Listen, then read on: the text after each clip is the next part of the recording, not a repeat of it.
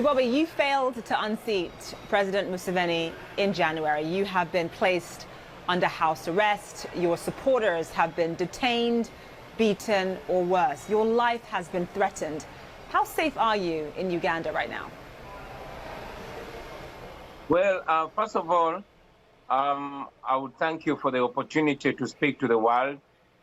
We did not just fail to unseat General Museveni, but like he has been doing over the years, he rigged the election, switched off the internet, and like you put it, put me under house arrest, arrested, tortured, and murdered hundreds, if not thousands, of Ugandans. Indeed, my life is in danger in Uganda, but not just my life, but the lives of very many young men and women who dare to speak truth to power in Uganda. So for people watching this program who might not know that much about what's happening in Uganda, what do you want the world to know about the state of human rights and the state of freedom of speech in Uganda, especially for people who dare to speak out against Museveni? Well, I would want the world to know that Uganda is a country of 45 million people, 85 of which is under the age of 35. A country that has been under the firm military grip of General Yoweri Museveni for the last 35 years. Every 5 years, elections have been organized. However, they have all turned out to be fraudulent elections, including the most recent election where the internet was completely switched off. I, the biggest contender, was put under house arrest. My entire campaign team arrested and kept under illegal detention for half a year. Many were killed and others are still missing. That is the state of affairs in Uganda, where there's no human rights whatsoever, where there's no rule of law, where political dissenters, anybody that dares to speak truth to power, is arrested and arraigned not in a civil court, but in a military court. And here's the thing, the US has condemned, many times actually, the human rights abuses taking place under Museveni. However, at the same time, the US continues to support Museveni through billions of dollars in aid. It's not just the US, it's also US-backed institutions as well. What do you make of that? Well, for starters, it's important to know that the standards of human rights in Uganda in particular and in Africa in general should be the same standard with the rest of the world. While we appreciate the constant condemnation of human rights abuses and the disrespect of the rule of law and democratic principles, we think that the United States and indeed the entire Western world can do more than the rhetoric, can do more than the strong statements, because it is rather contradictory and hypocritical, for lack of a better word, to speak out against the abuse of human rights and yet at the same time continuously fund General Museveni, the United States taxpayer. So what do you want them to do? What do you want the US to do specifically? Well, we want the United States to make the respect for human rights and the rule of law a precondition for aid and funding in Uganda. We want them to stop funding our oppressor, to stop paying for the murder of Ugandans. So in terms of what happens next, I mean, obviously, you know, you didn't make it to the presidency, but you have an enormous amount of influence in Uganda. How are you using it going forward?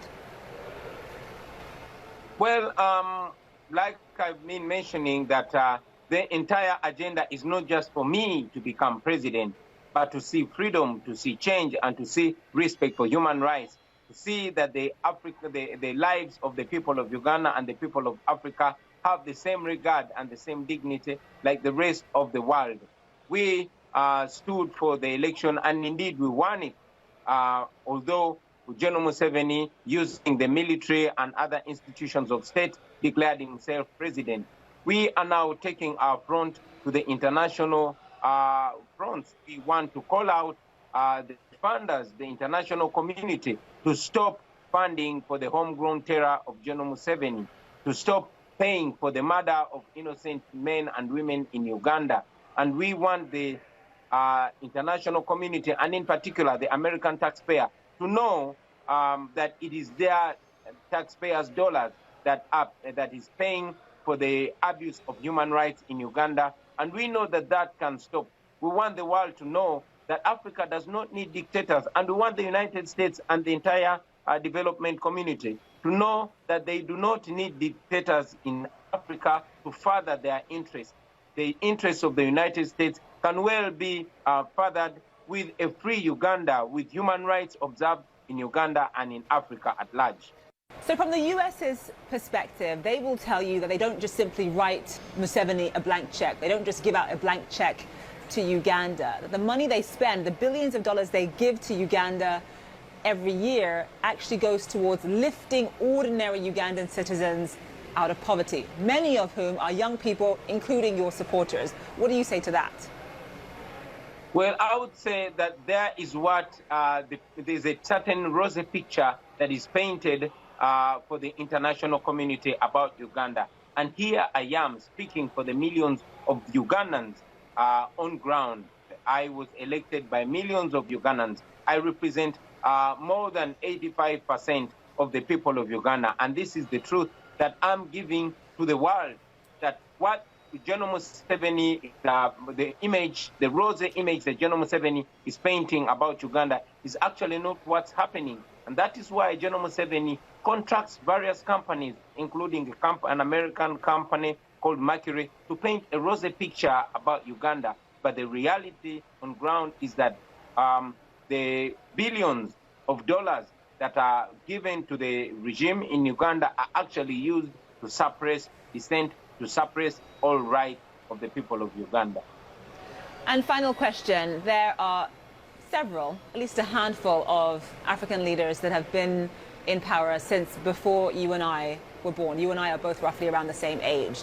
I'm talking about Obiang in Equatorial Guinea. I'm talking about Paul Biya in Cameroon. Obviously, Museveni has been around for a very, very long time. Given all of that, are you hopeful about the state of democracy in Africa? Well, hope is the last thing that I want to lose. Hope is the only thing that we're holding on to in Africa generally, and particularly in Uganda. We know that the international community has been rubbing shoulders with dictators, which is a very bad image, which is hypocritical, which should change. We know that the interests of the international community in many times tend to come first. The United States has been seen many times to put first the business interests before rights and freedoms. And we call upon them once more to remind them that their interests can be furthered in a democratic Africa, in an Africa that respects human rights. It would be a better image. We know that dictators like Idi Amin, like Omar el-Bashir, we know dictators like Biang and indeed like Museveni have been working closely with the United States and the development world. But we know that they can do better because we are also human beings, and we want our human rights to be gauged on the same standards like the rest of the world. Bobi Wine, thank you so much for being on the program.